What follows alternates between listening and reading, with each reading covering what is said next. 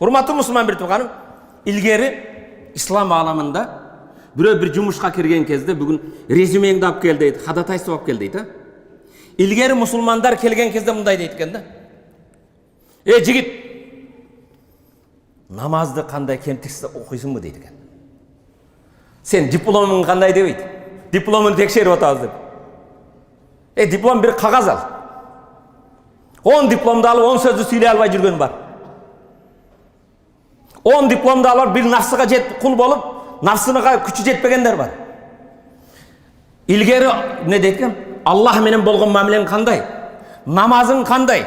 Урматтуу мусулман bir тууган, атухсину сала, намазыңды кемтиксиз жакшы окуйсуңбу? Намазыңда кемчилик жокпу? Ал ата-энени сыйлоодо кемчилик жокпу? Караң. Кээ-бирлер ишке кирем десе, илгерги алымдар, илгери иш берүүчүлөр ходатайство кимден бар деп сурабайт экен да. Жанымда bir даарат алчы дейт экен. Дааратында кемтиксиз даарат алса, бул намазы кемтиксиз болот. Намазы кемтиксиз болсо, Аллах менен болгон мамилеси кемтиксиз болот. Ал камерадан башкадан эмес кимден коркот экен? Аллах Тааладан коркот.